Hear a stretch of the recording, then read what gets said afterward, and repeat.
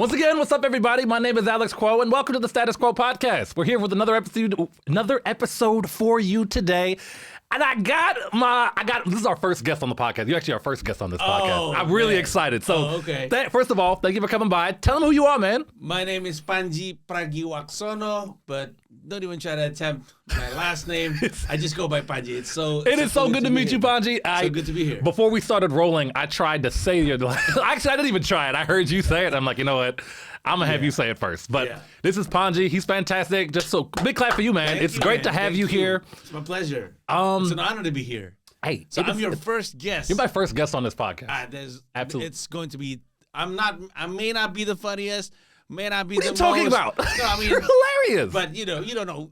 Chris Rock might come to your podcast one day, right? Or maybe Dave Chappelle. We don't know. But I am the first. Nobody can steal that away from me. You're the first, and in my book, you're one of the funniest already. Come on. There's that. Let's go. First of all, you have a lot of credentials behind you that some of our viewers may not even know about. Right. You know what? I'll even list some of them off. You have a Netflix special out currently. I did, yeah. Dropped a couple months ago, 2 months ago in December? Yeah, in November. November. My bad. Late November. Late November, you had your comedy special come out. We'll circle back to that. Yeah. You're from Malaysia? Indonesia. It's nearby, though. Nearby, the neighbor. We're like cousins. We're like the U.S. and Canada. Pretty much. Well, hopefully not like U.S. and Canada right now, but what we used to be though. What we used to be. So, Indonesia. Where in particular? If you could speak a little on that. I live in Jakarta, which is like the capital city of Indonesia. Awesome. I wanted to say it's like the New York of Indonesia, but every city is like the New York of Indonesia. But yeah, it's a huge city. I live in Jakarta. I was born in Singapore. Right. My father works there for like 5 to 6 years, and then I moved back to Jakarta, Indonesia, and I've been living in Jakarta.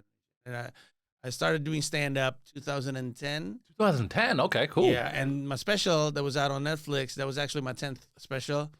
Nice. Yeah, it's titled Mens Rea. Pronounce it one more time. Mens Rea. Mens Rea. Yeah, it's an Indonesian law term, which means bad intentions. Ooh, interesting. Yeah. And I moved to New York January of 2022, and my wife, my kids. This year? Live here, 2022. Oh, 2022. Okay, yeah. And so my wife and my kids, we now live in Flushing, Queens, like most Asians do. I got to admit, so me, I'm originally born in New Jersey, which is like the neighbor like to hear, right? And I came to New York to do stand-up about 9 years ago, or like 7, 8-ish, maybe I'm rounding up. Right. The reason I bring that up is like me coming over here to do stand-up, me going from New Jersey to New York, it's like, oh, I'm just taking a 45-minute drive. I can't imagine what it's like going across the world to not only you're pursuing a passion, but at this point you're established over in Jakarta, correct? Right. Yeah, so it's like, if you could speak a little bit on that, like what was that transition like? This is all because of Andrew Schulz. Okay. He put out a video. I think it was 2017, maybe 2018. Yeah. Put out a video.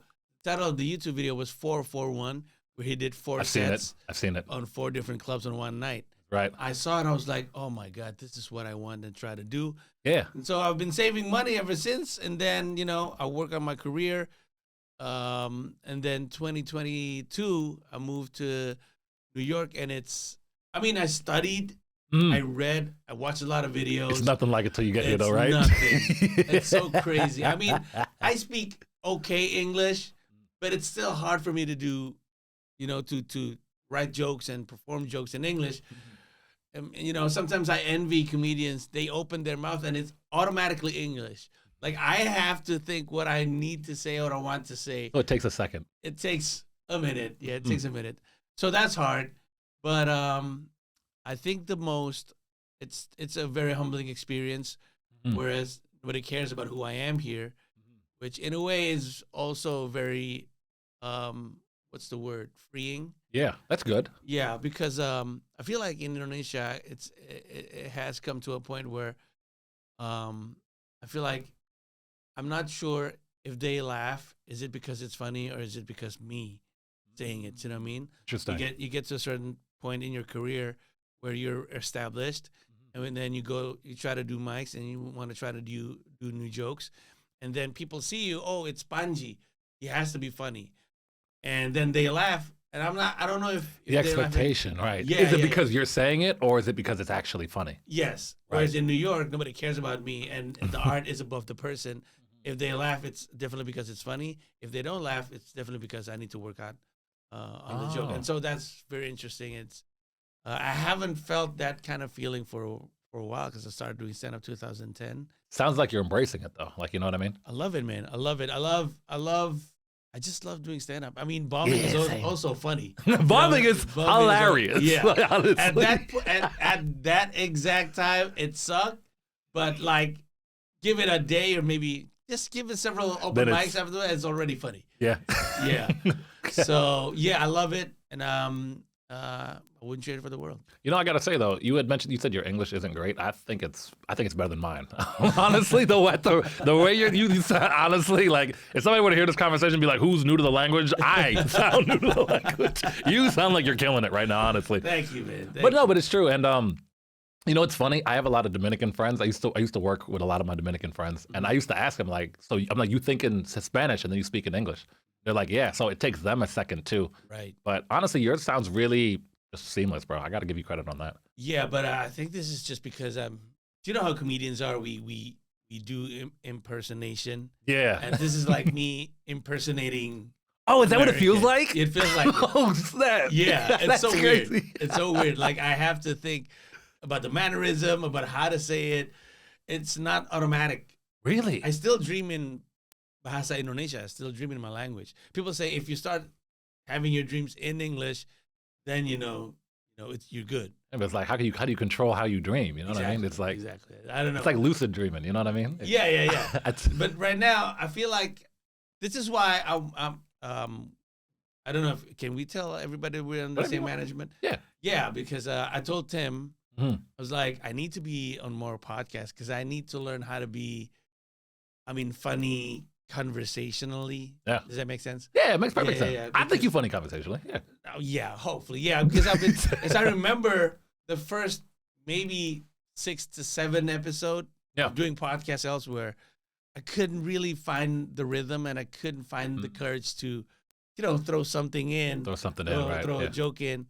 And I hate watching myself on podcasts. I do some podcasts. Yeah, because this is not me. It's not you. It's something it's an art form in and of itself too. It's like, true. It's very true. Linked to stand up, but it's very much like its own entity also. So I get what you mean. I thank you, man, for having me on your podcast. Oh man, of course. Yeah. Interesting. You know what's actually funny? I was talking to a friend of mine yesterday, and I told her, I was like, yeah, I'm meeting this guy Pandji tomorrow. Like he's great. She was like, oh, I did open mics with him. I was like, what? She was like, yeah. She was like, you may not know. She said she only said hi to you like once, but she was like, yeah, she was super nice. He was at an open mic, and I gotta be so honest with you. It's like having such an established career already, like we talked about, and then going back to the very bottom of comedy. A lot of people would not do that. So I'm giving you respect for that. For the listeners who may not know, like when you start doing stand-up comedy, it can be brutal. It can be brutal. So you see everything. And so obviously I know you've gone through that in Indonesia when you first started, right? So there's that, and you worked your way to the pinnacle, which I want to get to that in a second. But then coming to New York, and I know you say it's very humbling, but how do you? I guess what I'm really trying to ask is just like how do you get through those? We all have those moments. You ever have those moments where you're just like, like what's going on? Like what kind of keeps you going? I remember. This is 6 months in. Okay. This is like, I think it was like around June or July. 2022, okay. 2022. I did 3 to 4 mics a day, 5 days a week. Wow. And it's not really bombing because it's open mics. It's open mics. It doesn't matter. But it's still, and I've never seen open mic scene like here in New York. Like open mics in New York it's different. Are weird. Yes, I agree. I've heard from other comedians that open mic elsewhere isn't like open mic in New York, meaning in other cities, there are audience. Yes. In New York, there's only us. There's only, we're all listening to each other. Yeah, there's only 13 to 15 of us. Yeah. Nobody's paying attention. Nobody cares. Sometimes they care, sometimes they pay attention, but most of the times they don't. They don't laugh. And it gives you a very... anxiety kind of. God, what is this feeling? I agree. And, I agree. I remember after doing hundreds of mics by then, I was in what's the was it Battery Park, the park that's in Financial District, Battery Park, yeah. where you can see Oh, Statue of Liberty? yeah, Battery. It was Battery Park, right? It's down there. Yeah, Battery Park, down Battery there. Park. Okay, yeah. I don't know I geography. remember Go ahead. I remember I was like, what the hell am I doing here? It had like an out of body kind of experience. Yes, and I remember, this is so embarrassing, but I remember I cried. I'm like, this is so stupid. What am I doing here? Is that embarrassing? It is. I don't know. I mean, I cry all the time. dude, I was 45 at that time, and I'm like, Mm. I'm like a grown man crying, facing towards Statue of Liberty, and Liberty was like, what the hell is She's like, that? yeah, oh, this is the freedom. What are you talking? What are you crying? You're in New York, motherfucker. And I'm like, oh my God, this is so hard. But then, I don't know, just brush it off and go to another mic, and then you just kinda forgot keep it about moving. it and just keep moving. Just keep moving. And then I got a big break. Not a big break. I got a break from the wonderful guys at the Producers Club, the Mic'd Up NYC. Yeah. And they gave me a gig, and they became my I don't know what the word is. Like home base, kind of? No, like a sponsor for me to so that I can take care of my working visa. Oh, really? No, you Yeah. said it right. Yeah, that's perfect. Yeah. Wow. So I have to have a sponsor for my working visa. It's a no-one visa. Yeah. Under the category of alien with extraordinary ability. Whoa. What? I sound like E.T. You playing sound like basketball. Men in Black. I feel like Will Smith's better come in and just do one of. That's so weird. They call it Alien with. Alien with extraordinary ability. That sound like Victor Space Jam Wembanyama. kinda Yeah, shit. Space Jam, Victor Wembanyama type. Like that's crazy. And then Oh my gosh. and then I got my working visa, and then ever since I just start hitting mics and just sometimes I get gigs, and 4 years in I got passed in 2 clubs. It's all good. Just put the hard work and just grind. I got to be honest with you, and I'm not even gassing you up. I really got to be honest. You have 1.7 million followers on Instagram. And so for you, you have my eternal respect to be able to be like, you know what, I'm going to do it. I saw what Andrew Schultz was doing. I'm going to do it that way, because a lot of people have that ego attached to it where they're like, they'll see I'm this, I don't have to do this anymore. But for you to be like, no, this is what I really want to do and double down on that. You have my respect. Thank you, man. Which leads me back. So I want to talk about your comedy special now a little bit. Mm-hmm. Pronounce it one more time. Mens rea. Mens rea, which you said means bad intent. intentions. Bad intentions. It's funny that's the title, because that's kind of what I'm going to ask you about yet. Next. So I'm going to do, hopefully not a bad job of summing this up. I do want to inform the audience if they don't already know. So your comedy special came out in November, and you got in trouble for your comedy special. You got in trouble for your Netflix special in January, I saw. Yes. So I guess, and you can fill in the gaps here, where it's like, I guess, was it Indonesia? I read Malaysia, that's where that came from, but Indonesia, Malaysia area, they saw it. Apparently you had made statements, which by the way, I was watching some of the special yesterday and this morning, and I'm like, everybody seems like they're having a good time. Like I didn't see, it didn't look like overt hate speech or whatever to me anyway. Right. But apparently they took issue with a lot of what you were saying. Can you talk about that a little bit? Yeah. So a week after the special was released, this was like in early December, or maybe mid-December. There was actually a massive protest. Over 1,000 Muslim for the street protesting over jokes that I have. on the Protesting special. you? Protesting me. Oh my gosh. That is so wild, right? Yeah. They said it was a blasphemy, that I'm a bad Muslim. When I found out about it, I read the news when I was in New York. I was actually in a bar drinking beer, and I'm like, that makes sense. They have a point. But the joke that they were having problem with was there's this bit about the whole theme of the special was political, Right. and there's this bit about during campaigns, a lot of politicians show people that they're doing the 5 prayers a day as a Muslim, Right. and to get votes. And so the point of the bit was just because they're doing the 5 prayers a day, it doesn't mean they're a good person and worthy of your vote. Right. And then it became huge, and people were saying, what do you mean? Do you mean Muslims are not supposed to do the 5 prayers a day? I'm like, that's not what I'm saying. Right. Yeah. They're taking it out of context. Exactly. And I think I thought the problem was my bit. Turns out the problem was their comprehension for whatever reason. Oh no. And so, but then eventually I realized that it was the whole protesting was politically driven because a very prominent figure, which I took a jab on my special, Yeah. was offended by the joke. And he couldn't really say that he's offended because of the joke per se. Yeah. So he, kind of found out another way, another angle to attack me, which they took the blasphemy route. Oh my goodness. And so, because I made fun about the government. I made fun about the president, about the vice president. I have a bit about the vice president looks sleepy all the time. And they didn't like that one, huh? They didn't like that one. They wasn't with that one at all. His supporter, what's the word when they put hate comments on my social media?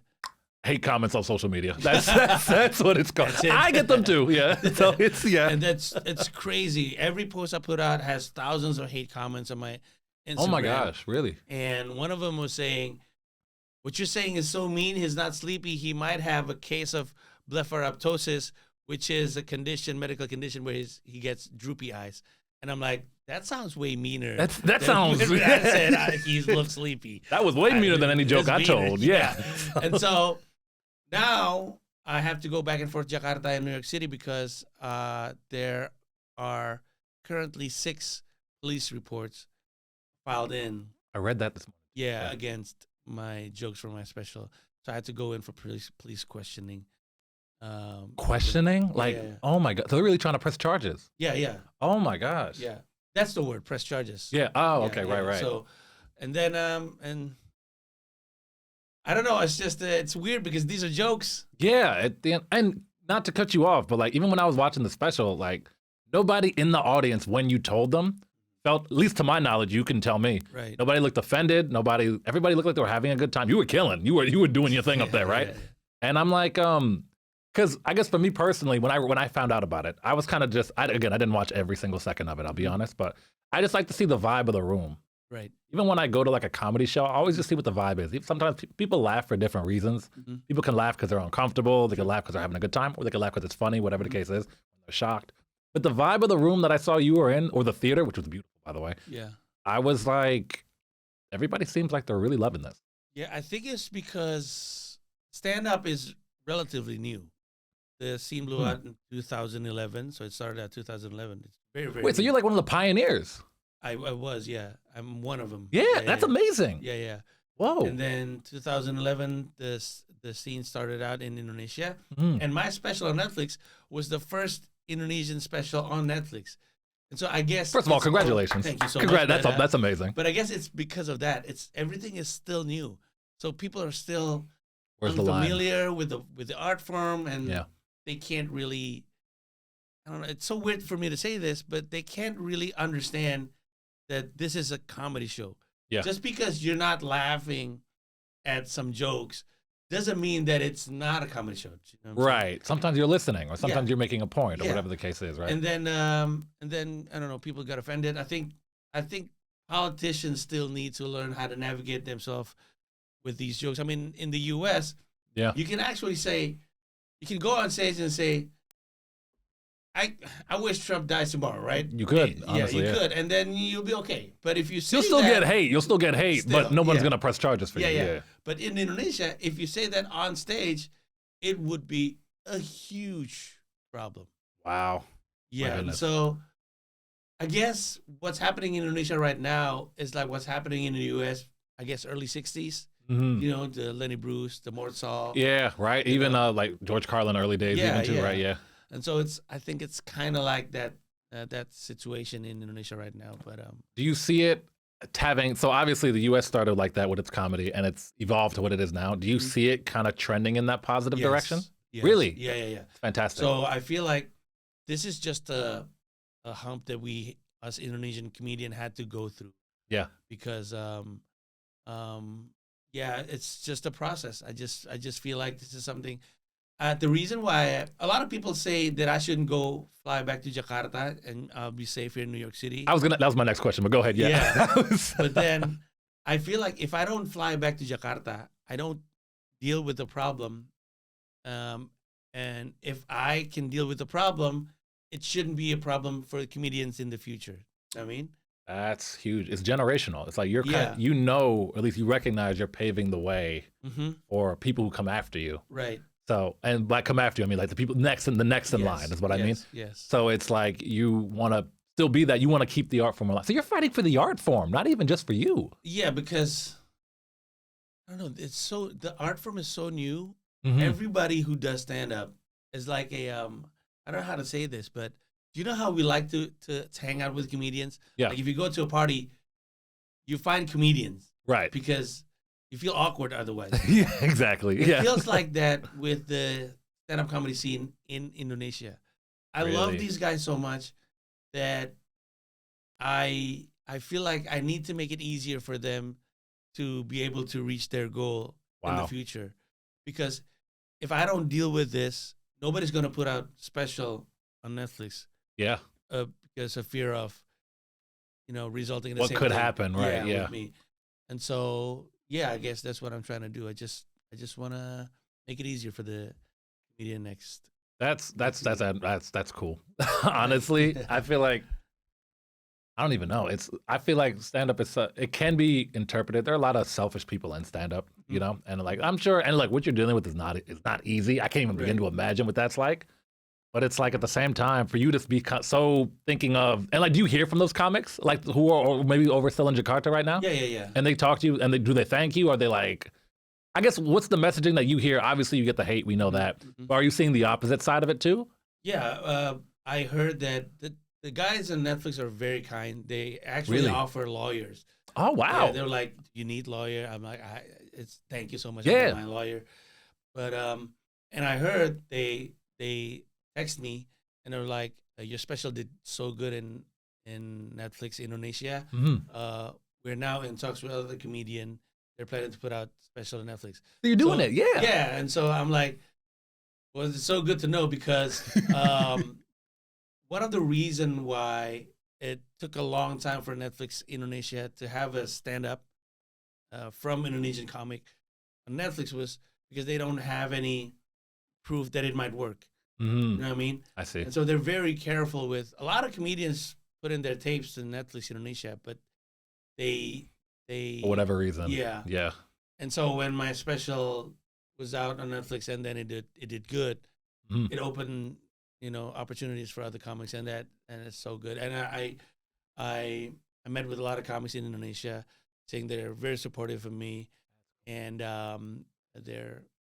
they don't have to say thank you, but I think I know what I'm trying to do for the art, and they know that I've been doing it for quite a while now.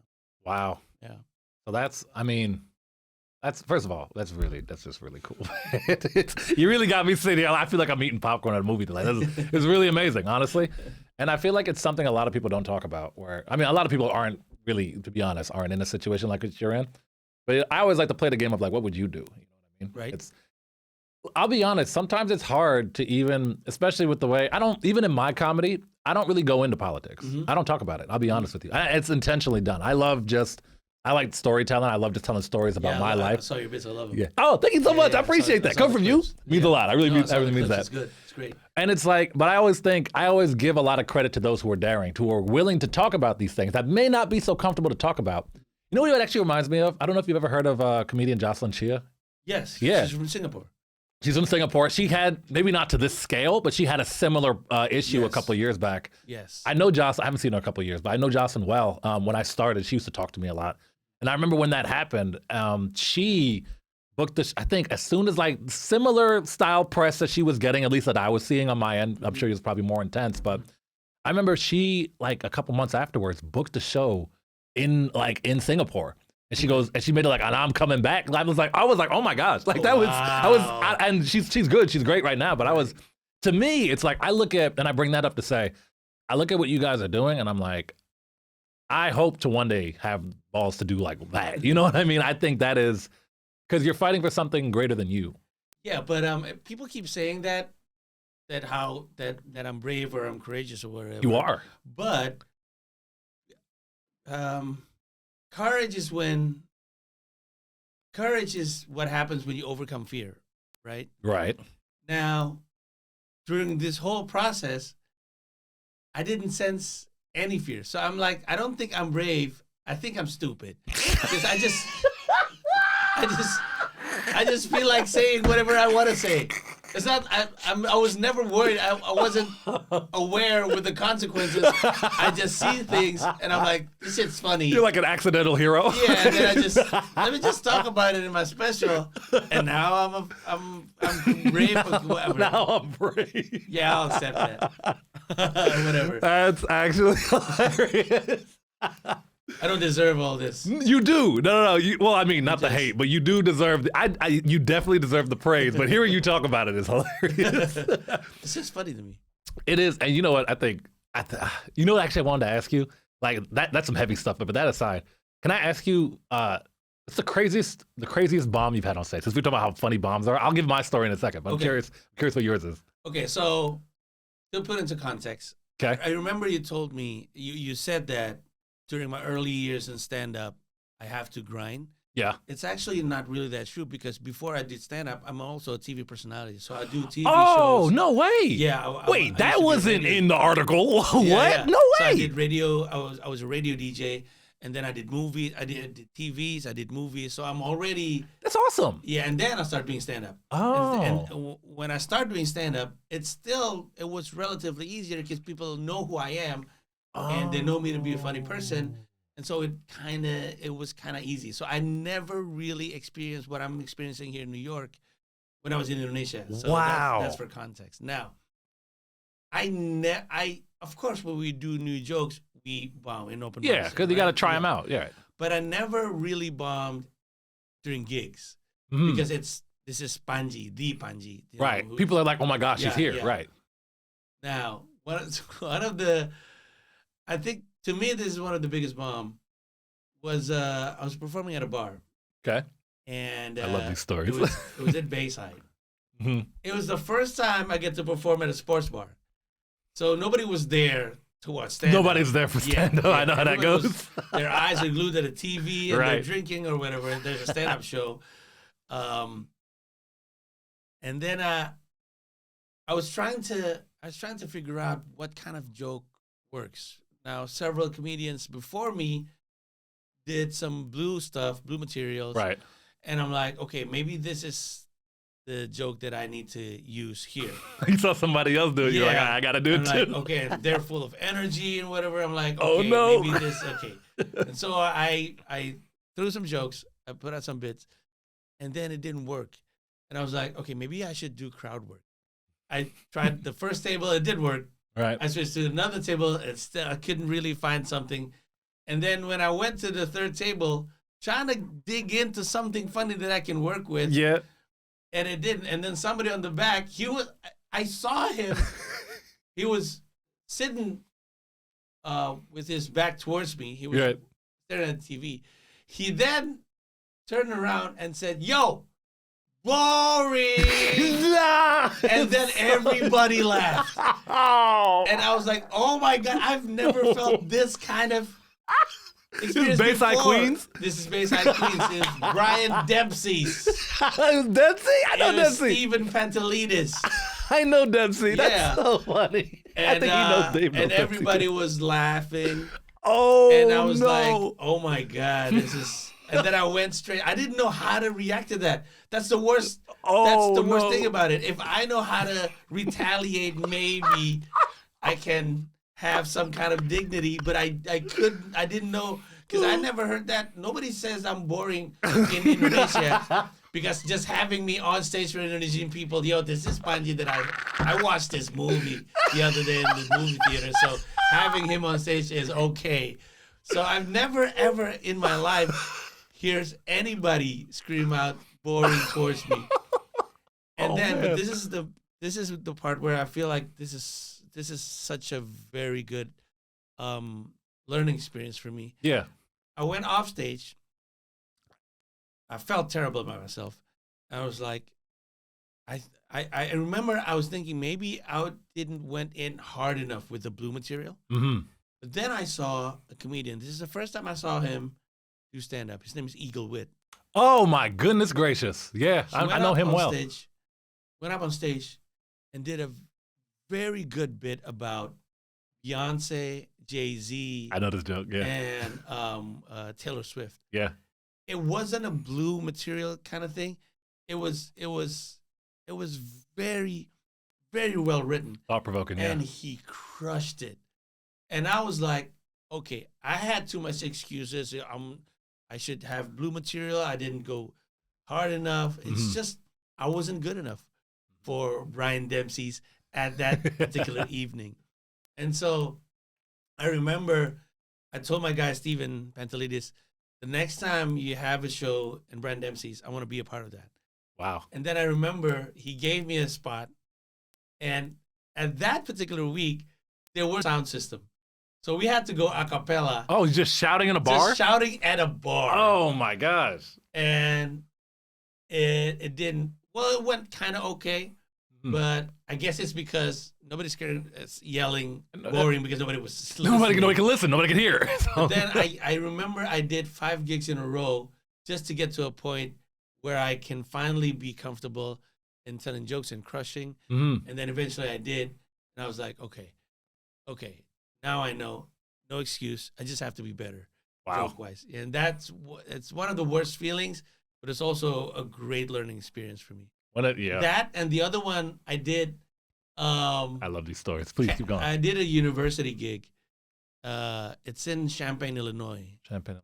I haven't done any out there. I do colleges a lot too. I haven't done one out there. Go ahead. It's also worst. It's a huge room, and everybody was just studying. Oh no! And I was like, they put you in the cafeteria. I was put in the cafeteria. I was put in, in the cafeteria. They're all eating and They were eating and they're studying. They were studying, man. They were focused on studying. I'm like, I'm in front of you telling jokes. I got some funny stuff. And I was doing an hour. An hour, and they were the only moment where they they raised their head from reading was when I started doing crowd works on horoscopes, and that's the only thing that interested. Such lowbrow, yeah. That's all they cared about. People or whatever. But that was one of the worst feelings ever. But then, being a comedian, you feel like I'm already ready to tell about that experience on the next city. And so even though it felt bad at that time, because there was quite a lot of people and it was quite a huge room, it's still funny. The experience is still funny. You think back about it and all you do is laugh at it. Yeah. I talk about I have so many. It's funny that I love sharing Bauman stories because I have so many. Because I tell people all the time, like the first 4 or 5 years of me doing this, I really wasn't that good. I always had the energy, but I never really had the two that always stick out in my mind. I did a rib shack in New Jersey. This has got to be like almost 10 years ago. And the host is this guy named Mike Britt, and Mike Britt is amazing. He's a comic out here in New York. Right. He's so funny, but he had no business being at that rib shack. I don't know why he was on the show, and he brought me up first. So he levels the room. He did like comic view, everything. He levels the room. It's a black crowd, so black crowds are like notoriously tougher. They're dying, laughing, eating ribs, throwing bones and everything. And then he was like, all right, we're going to bring up the first comedian, and they never say my name, right? Alex Quow, like they don't know how to say it. It's Quow, right? He brings me up. And I did so bad. They didn't even boo. They were just quiet. Oh, it felt like church. That's the worst. It felt like church. It was just, all I remember getting, one person went, that was it. He cleared his throat. He cleared his throat in case, right? I remember just, I was so defeated. I ordered food before I went on stage. Like I paid for it. I left and I didn't even take it. I remember one of, I don't consider it like a full bomb because I did good the first half of it, and then the second half of it I bombed. I remember I think this is the worst kind of bomb. There was just people nodding. They were just in agreement. I'm giving lecture. These are jokes, people. I expect you to laugh, not nod, like you're in agreement with me. They were just, yeah, okay. Can I ask, since you are a celebrity over in Jakarta, what was your toughest gig over there, if you have one? Oh, I remember I had to do this gig where I had to perform after children with cancer. Oh, you too? Me too. Yeah. You did that is who. I did who one. Organized that shit? A cancer thing with a comedian. Right after these dozens of children with cancer singing. And everybody was bawling their eyes out. They were crying. Oh my gosh. And then here's a comedian, Pandji Pragiwaksono. And then everybody was looking at me like, how can you tell jokes in situations like this? These kids are dying and you're telling jokes. I remember so it was a corporate gig for one of the biggest bank in Indonesia. Yeah. Like the big boss of the bank was looking at me. Looking at the MC. That's not even your fault, though. Like in front of me.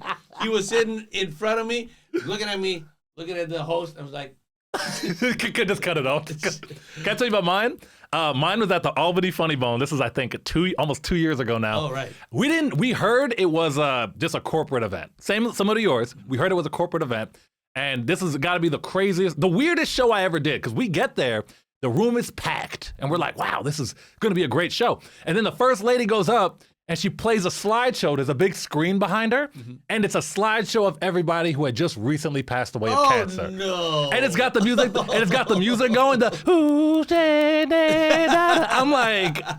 I'm like, so when does the comedy show start? They're like, well, you go on right after the slideshow. Oh, damn. Shit. I'm like, wait, you want me to follow? I thought, I can't follow cancer. I'm like, I can't follow cancer. Oh my God. I remember I went up there and I was just like, hey. I'm like, you guys okay? Like, what was I supposed to say? The guy organizing that gig should be put to jail. That is just a crime. It's just like, you gotta, I understand the basic idea. Well, we're gonna wanna laugh after cancer, but you can't. Right. I don't know, play a funny movie or something. Don't put that on us. Oh man. Also, one of the worst bomb for me was the first time I ever have a gig where I need to do stand up in English. This was 2011. Yeah. Yeah, go ahead. It was early on. So I started doing stand up 2010. 2011 the scene blew up. Yeah. And then there was a lot of gig opportunities, and one of them was for World Bank. Mm-hmm. And I naively thought, I'll just translate my Indonesian bit. It didn't work. Oh man, tell me about it. Yeah. And there's people from the Netherlands and people from Germany and from UK, and they're all just looking at me, and I bombed. It was at like a park or something. Yeah. But what made it worse was after me there was a clown. He crushed it. The clown crushed it. I'm like, oh my God. Not the clown. Not the clown, yo. I try to do stand up. And they love the clown. He just squeezing his nose. He was just doing pranks and shit, and somehow the clown is funnier. Oh my God. It's just the worst feeling. It's just the worst feeling. Respect to the clown. Respect that clown though. Top of the line clown. Hanging his jersey up in the rafters. Let me ask you too.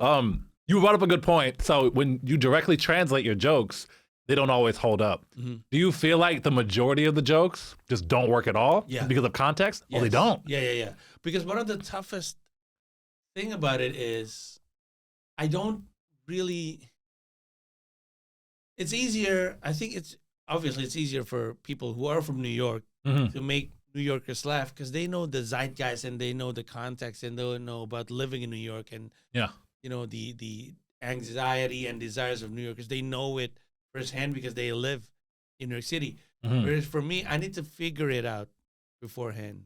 Right. And it's so hard. I used to, during the first several months, I tried to be the same comedian I am in Indonesia. In Indonesia, I talk about social politics. Politics. Yeah.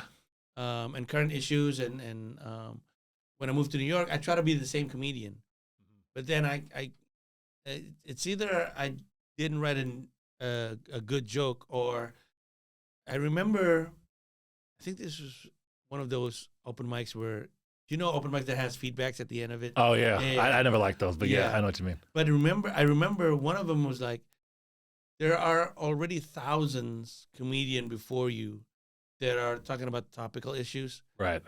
Just talk about where you're from. Because I remember during that 5 minutes of open mic, I have this one bit about Indonesia. Yeah. And it was like, you should talk more about Indonesia because we know nothing about Indonesia. And he said, at least it gets attention. It's interesting. Yeah. Exactly. And then I started writing jokes about Indonesia, but it makes them pay attention. But I couldn't really make them laugh until I found a way to connect between Indonesia and the U.S. Yeah. And so that it's relatable to them.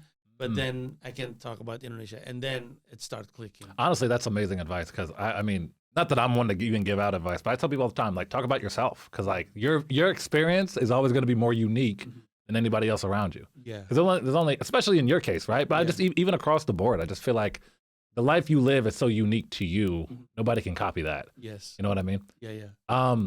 But finding that, what was the connection that you made? You don't have to go into details of it, but I remember the first joke that works. Can I hear it? If you don't mind? I still use it sometimes to open. If you want to share, you don't have to. Yeah, but the bit was so I usually tell people my name is Pandji, I'm from Indonesia. Make some noise if you know where that is, and you know some people clap, some people don't. Some people don't. And then I say, if you're unfamiliar with Indonesia, it's a country in Southeast Asia. It's so peaceful. And this is actually true. Barack Obama spent his childhood there. It's so beautiful. Donald Trump goes there to play golf. And it's so far away, Joe Biden probably won't survive the trip. And every time that's great. And that's a way to make them understand about Indonesia. That's great. I like that. That's funny. It works a lot of the time. Except when I did Salisbury, Maryland. They weren't with it. Yeah, because Joe Biden was from. Oh, he's like Delaware area. He's from around there. From around there. So they weren't a fan. And it was my opening bit. It's one of the interesting gig I had. So I had to go to Salisbury, Maryland to perform at a what's that?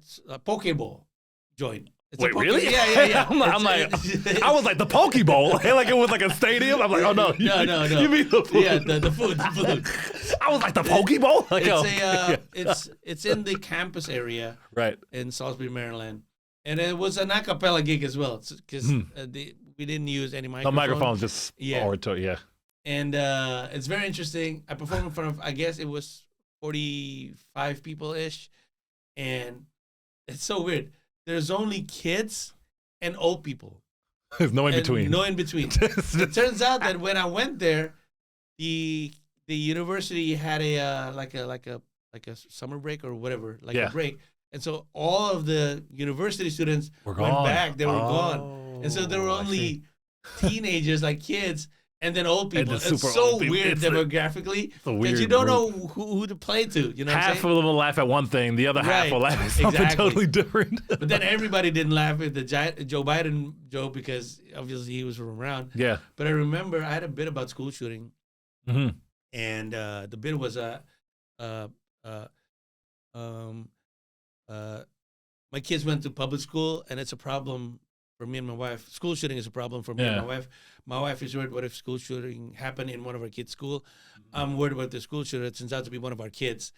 And then after the show, a guy come up to me. Oh, no. And he had this badge in his chest and was like, do you know what this is? Oh, my gosh. I'm not from around here. I told you I'm from Indonesia. And he mentioned something like an organization that is like the security of the school or whatever. And then he said, we don't joke about school shootings around here. I'm like, well, thank you for telling me. Thank you very much. That's why I tour. That's why I do this. I know what to tell and what not to tell. But there's also a very interesting opportunity, and something that I would never experience when I'm in Indonesia, having that kind of gig. Something I want to bring up too. I know we're going to run out of time soon, but I did want to touch on this one thing. Before we started rolling, you had mentioned you're a father also. Yes. Yeah. So you have some kids. You mentioned they were teenagers. Yes, my son is 18 and my daughter is 14. So I guess, well, not I guess. In that case, when you decided to make the move from Jakarta to here, they were old enough to comprehend and understand. Or maybe they weren't. Can you talk about what that was like with your family? How were they super supportive? Or they were very, very supportive. My wife and I, we talked about moving to the U.S. Since 2017. I saw the video from Andrew Schultz, and I told her, I was like, I think I want to move to New York. And I'm like, yeah, I support you. She loves New York. Obviously, she watched Sex and the Cities or whatever, and Friends. It's funny. She moved to New York thinking that we're going to live in Manhattan, And I live in Flushing, Queens now. And then you see those And Manhattan she's like, prices. this is not Sex in the City, Pandji. I'm like, I didn't tell you. I didn't tell we were going to be living in Manhattan. Yeah, we said You're not financing all this shit. we said the city. It's still technically the city, Yeah, but we're, what's the term? Bridge and tunnel people. yeah, we're bridge and tunnel people. See, I told you you're good at this. What are you talking about? Yeah, bridge and tunnel people. And so my wife is obviously on the same page with this, but Yeah, it's kind of harder for my kids because they're rooted in right. Jakarta, Indonesia. They have friends and everything else, but they're also like they support me. That's great though. Yeah, and they kind of feel like they don't have any choice, and so they moved to New York. And for the first couple of years, it was very hard for all of us. We had to go. All four of us had to go to therapy. Wow. Yeah, it's very hard for everybody. Yeah. They still go to therapy, and it's still hard for us, but it's easier because now they know New York is where they want to be. Really? Yeah, because my daughter wants to be a Broadway actor. It's amazing. Nice. Yeah, she sings, and she just won a competition at a school. It's amazing. Yeah. Oh my God, congrats to her. Yeah, thank you, man. And then my son, his field is very specific. I'm trying to remember. It's speculative biology. It's Wow. when, do you know the movie Avatar? Yeah. There's a The one with the blue person- people. Yeah. Yeah. There's a person who designed the universe, the planet, like the plants and the animal. Yeah. That's called speculative biology. And he's in that field. And I'm like, Really? it's so hard to be in this field in Jakarta, Indonesia. Right. Well, it's better. It's better for you to be in the U.S. Right. and study on speculative biology. So they're taking advantage of the opportunities that the Yes, U.S. provides. finally, That's yeah, awesome. yeah. So Okay, that's great. Now it's easier for them. Although at the beginning it's very hard. Culturally, it's hard because my kids had to go to. Back in Indonesia, they're spoiled. They go to public school. Right. They go to private school. Private school, right? But then when we moved to New York, they had to go to private school. It's quite a shock school, for yeah. them. Yeah, because I deliberately choose schools that are mostly Asian. That's why we live in Flushing as well, so that it would. It's be, easier to just for Yeah. them, right? No, that Yeah. makes sense. That makes sense. I specifically pick a house near the school that we want to go to Nice. because I remember the property agent. So she gave me 3 options. Yeah. One was in Elmhurst, one was in Flushing, and one was in Brooklyn.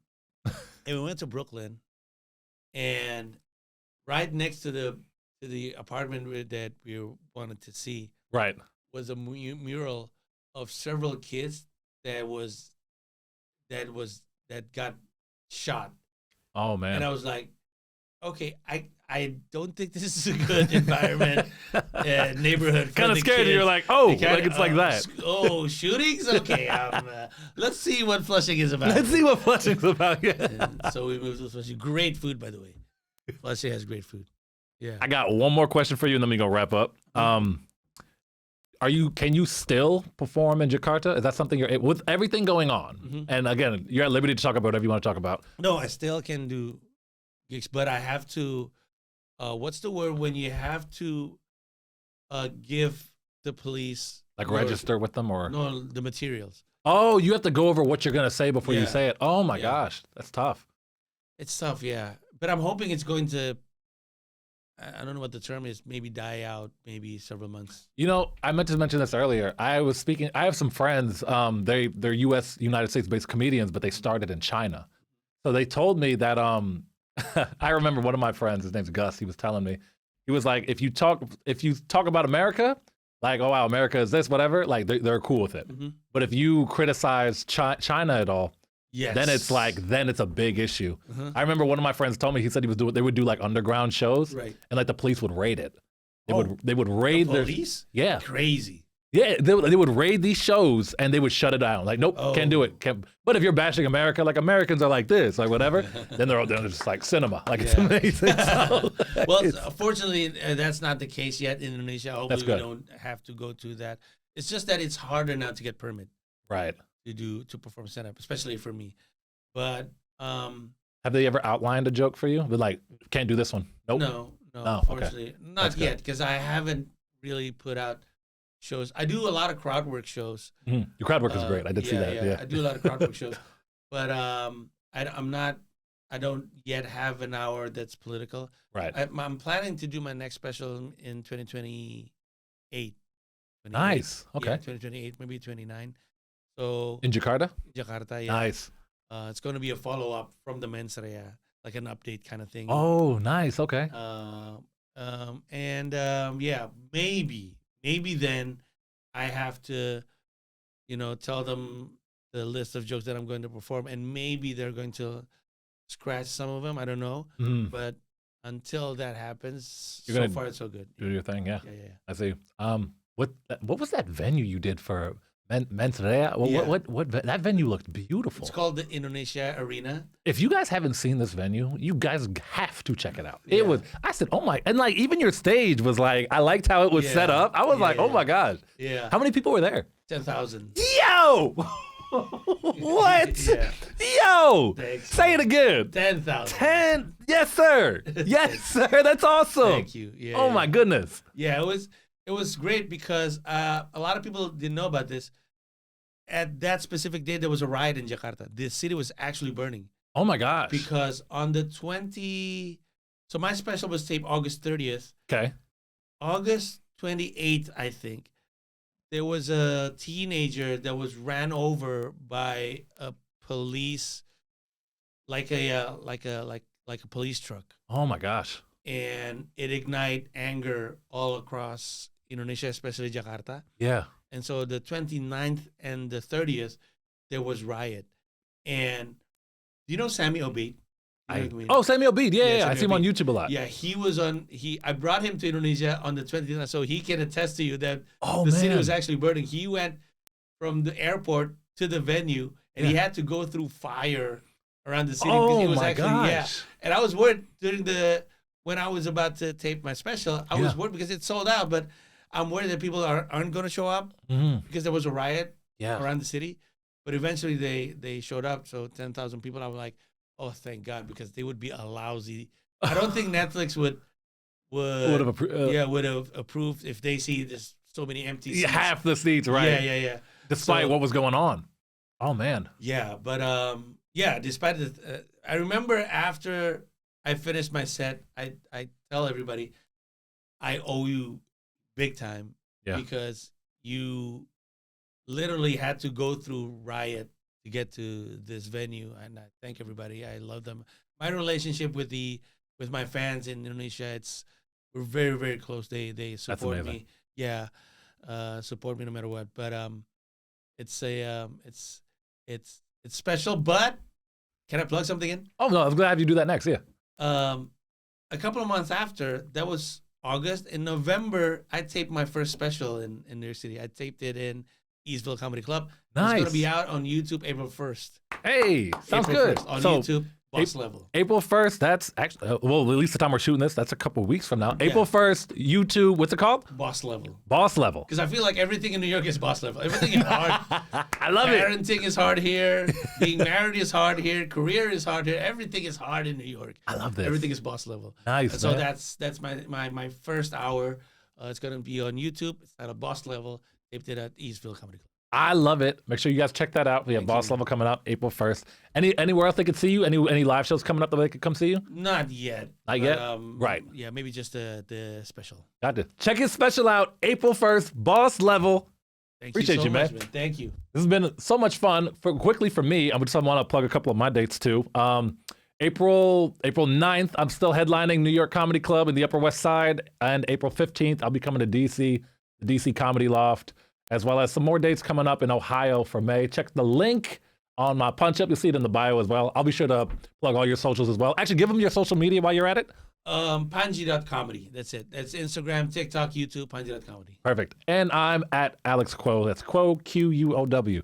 Pandji, you are hilarious. Thank you. This is amazing, man. Thank you. We did it. Appreciate it. Thank you so much. Thank you. It is so good to meet you. I met a real celebrity today. This is amazing. So it's great to meet you, Pandji. You always got a friend in me. If there's ever anything I can do to help you out, man, please let me know. Man. Always. Thank you. Really appreciate it. Thank you guys so much for tuning in. My name's Alex Quow. This has been another episode of Status Quo Podcast. To my first guest, arguably my best guest, my man Pandji. So good to meet you, man. Thank you, man. Thank you. Appreciate it. Have a good day. Have a good night, everybody.